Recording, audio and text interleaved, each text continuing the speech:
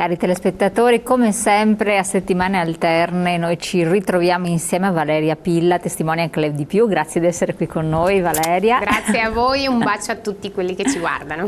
Sempre affettuosissima. Che sono tanti. E sono tanti e tante, assolutamente sì. E sono sempre persone molto curiose, attente a quello che si viene raccontato. Alcuni si medesimano nei racconti che tu ci fai, sì, certo, delle varie situazioni. E quest'oggi vogliamo un po' entrare, perché ne stavamo anche chiacchierando prima, nell'arte dell'amore, perché tante volte i rapporti non vanno bene, finiscono e tutto perché le persone non coltivano le relazioni frettolose.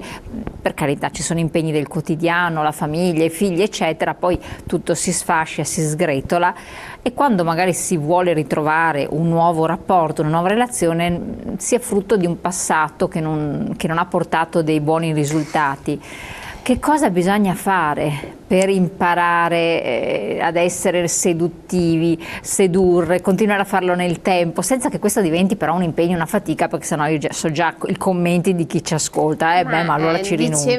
Diceva qualche giorno fa Marina Ripa di Meana, che ho avuto occasione di vedere, diceva che bisogna innanzitutto essere se stessi, ma essere se stessi non significa trincerarsi dietro la pigrizia o dietro il fatto ma sì, tanto adesso non è più di moda, tanto adesso va bene così, tanto adesso sono i social, tanto adesso non serve più essere galanti, c'è la parità di diritti. Ecco la cosa che spesso gli uomini mi dicono: ma avete voluto la parità di diritti? Sì, ma non è che la parità di diritti significa che non devi più coltivare qualche interesse che poi ti frutta in senso affettivo. No, ma poi su questa parità dei diritti noi abbiamo anche parlato di recente con degli esperti. Attenzione, perché sembra essere lontani. Bravissimo, perché sembra essere la grande panacea, tipo io dico è una scusa. Come la globalizzazione.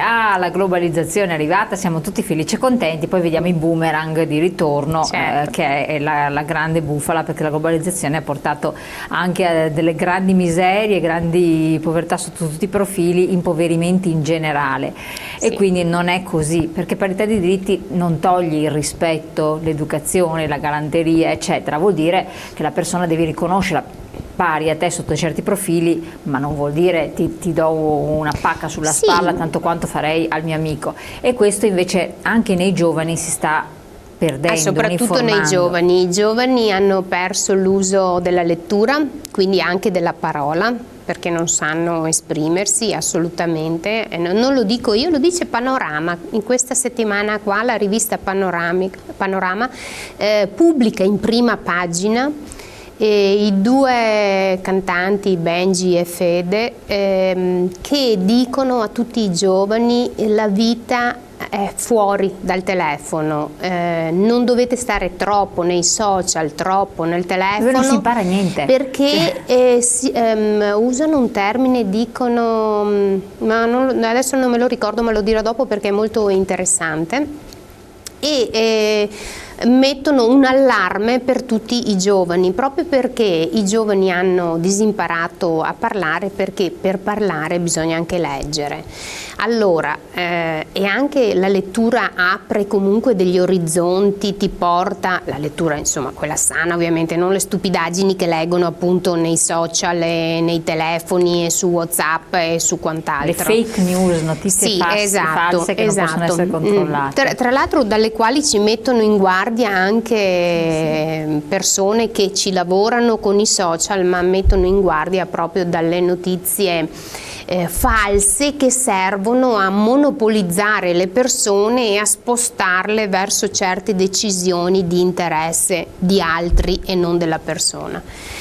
E quindi la galanteria, il bello della sorpresa dell'altra persona, di stupirla anche con cose piccole, il piacere di fare un giorno una cosa diversa da un'altra, ma poi anche proprio piccoli gesti che dovrebbero appartenere all'uomo, come altri gesti dovrebbero appartenere alle donne, perché anche le donne si sono dimenticate a volte di essere donne e sono più uome, come mi diceva un mio iscritto, mi diceva adesso le donne sono diventate uome. Ed è vero, perché in taluni casi hanno perso la femminilità, che è direi la qualità più preziosa che noi donne abbiamo e che dovremmo spendere bene e non dimenticarci di avere.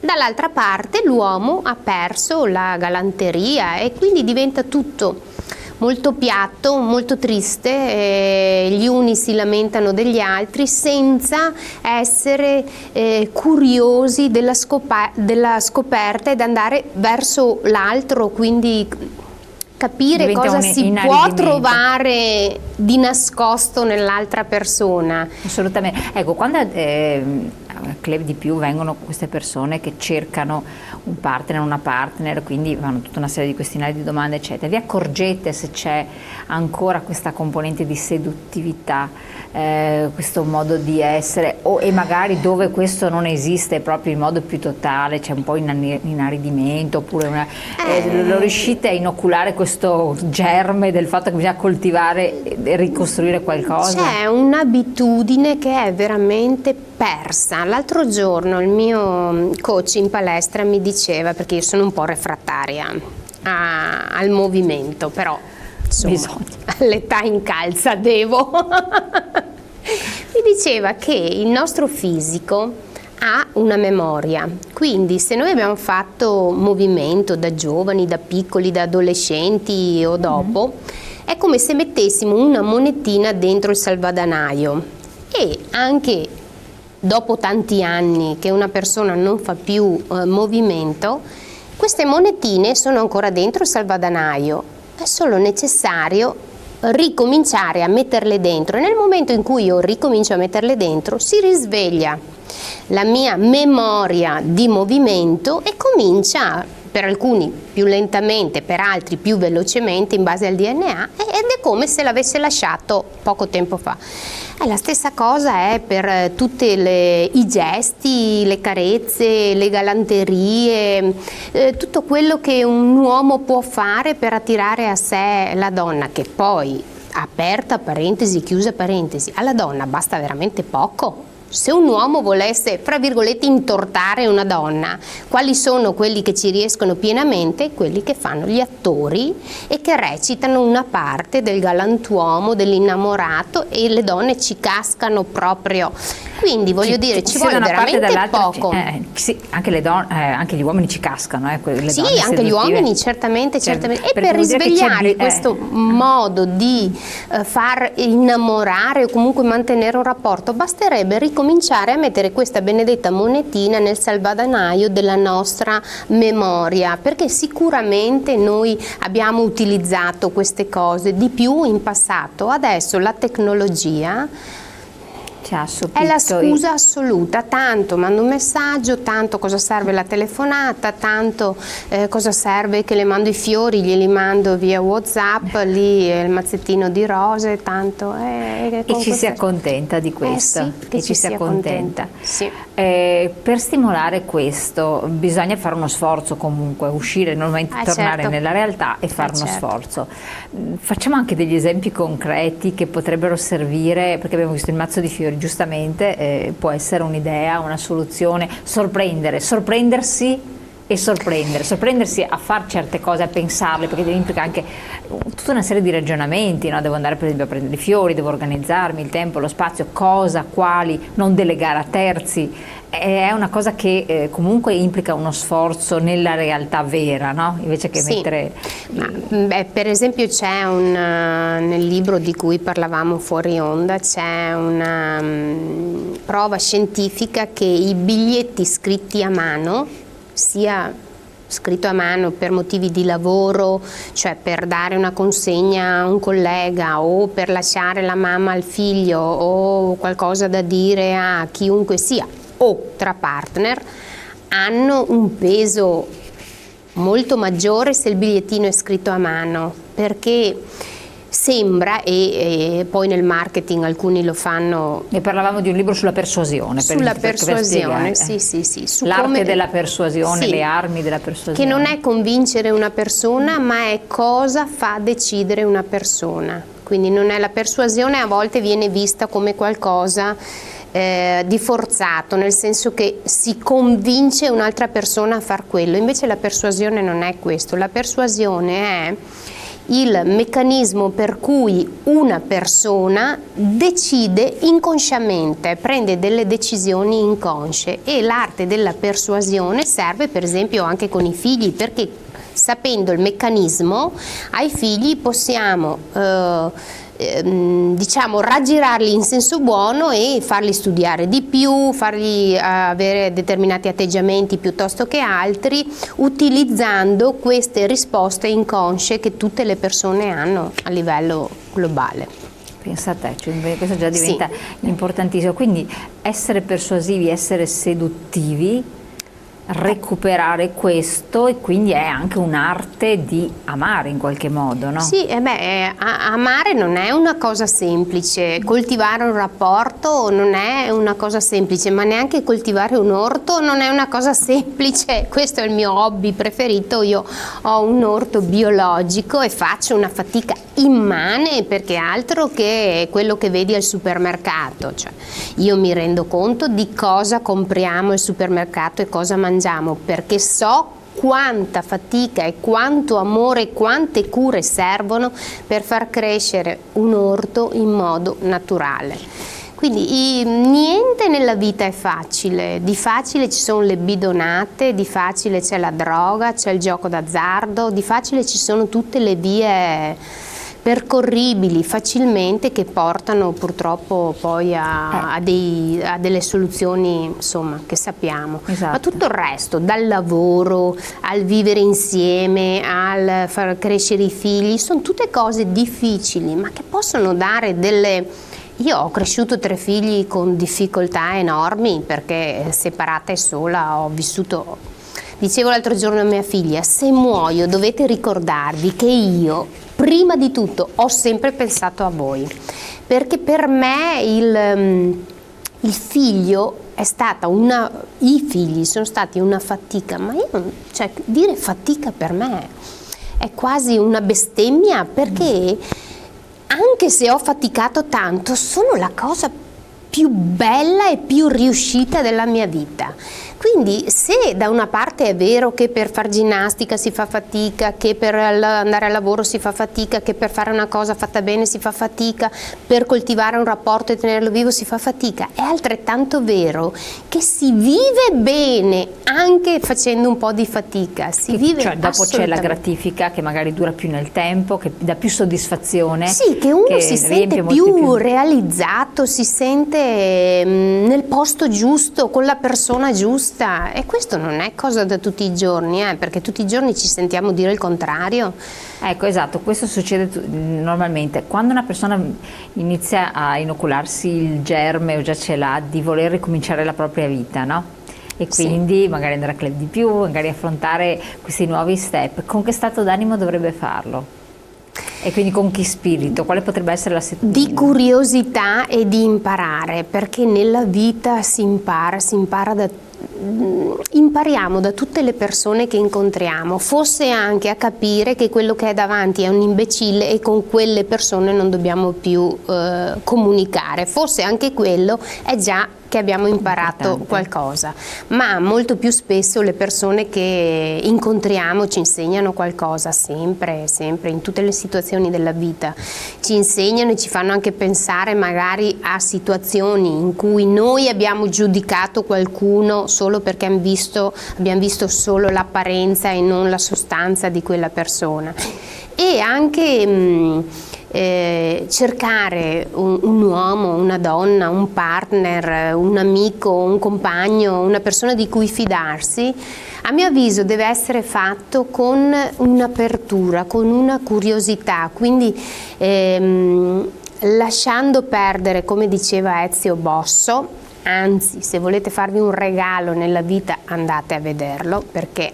è un musicista stratosferico, ma soprattutto una persona difficile da trovarne altre uguali, e lui diceva che perdere i pregiudizi e il dolore nel suo caso, perché lui è ammalato, è una cosa fighissima, diceva. E poi diceva, anche il telefono se lo perdete ogni tanto, è buono anche quello. Quindi ma sembra quasi che questo stumo, che adesso il telefono poi non è più, non è più telefono sostanzialmente. Purtroppo no. Purtroppo, perché fosse telefono sarebbe anche una buona cosa, perché parlare, comunicare, c'è la voce, l'espressione. Sì, esatto. Ci sono il 58% della comunicazione al telefono si sente. Esatto. E invece adesso è uno strumento dove ci si mandano delle cose veramente inenarrabili. Sono dei messaggi che vengono, che sono stringati, quindi la comunicazione attraverso la parola passa solo per il 7%. Quindi non è per niente seduttivo adesso il telefono come strumento? Ma no, il telefono è... No, anzi, io metto in guardia chi pensa di essere sedotto attraverso il telefono. I messaggini e tutto quello che arriva attraverso il telefono sono, nella stragrande maggioranza dei casi, sono bugie. Perché se una persona parla, tu puoi anche riconoscere una bugia, ma se una persona scrive un messaggio... Però c'è l'illusione che quello sia la verità, purtroppo, no? Sì. Ci si vuole illudere che quella sia la verità. Certo.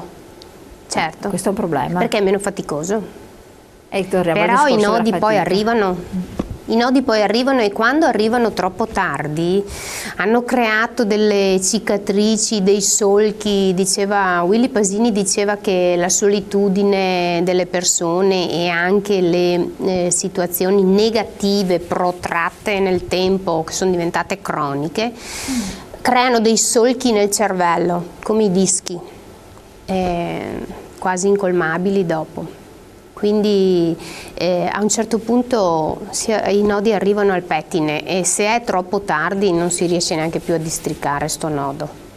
La maggior parte delle persone che vengono da voi hanno questo problema di dipendenza dai messaggi? Ma credo che sia ormai una moda proprio trasversale, dai bambini a forse magari gli anziani, per fortuna sono esenti da questo. Gli bambini in modo preoccupante. Adesso c'è una nuova applicazione, non lo so, sul cellulare, e allora scrivevano proprio su Panorama che se vedi la figlia che fa così col cellulare, non si sta struccando con l'iPhone e non è nemmeno impazzita, sta cantando una canzone che è sulla falsariga di quelle dei cartoni animati giapponesi. E la canta in modo sguaiato, perché questa è la nuova moda, per poi postarla e aspettare i like delle persone. Questo succede ai bambini dai 10 ai 14 anni e sono ipnotizzati da queste applicazioni, da queste chat, da queste... Vanno in una sorta di estasi. Sì, no, sono proprio ipnotizzati, nel senso che non riescono a tirarsene fuori, perché poi aspettano la riprova sociale e quindi i like delle persone, vivono di questo. Perciò la tecnologia ha preso tutti, anzi a me sinceramente fanno più pena proprio quelli piccoli, dagli 8 ai 14 anni, perché vabbè, quelli nostri un po' siamo presi nella trappola, ma un po' ragioniamo. Quelli diciamo più anziani, per fortuna, spero siano esenti da questo, ma tra i giovani incombe questa nuvola che li opprime. Tra l'altro non leggono più, non fanno più niente altro che non sia essere dentro il virtuale. E questo si ripercuote a livello fisico, a livello mentale, a livello di rapporti, a livello scolastico. Sono sempre... Ma queste nuove generazioni potranno mai essere seduttivi se vivono in questo mondo? No, io non credo, se non si rifanno un attimo non credo proprio. può darsi che ci sia l'interesse più in alto di renderci tutti dei robot e quindi poi di propinarci anche il sesso virtuale, l'amore virtuale. Beh, hanno già fatto la bambola che sembra una donna per chi è solo e la mette in macchina, la mette così chi ti vede passare in auto dice beh non sei solo, sei accompagnato. Ed è una donna che si può portare a letto, si può portare, cioè è quasi umana. Impressionante, vabbè, detto questo andiamo in pubblicità, poi ritorniamo insieme, abbiamo anche da leggere dei messaggi interessanti e anche delle storie da raccontarvi.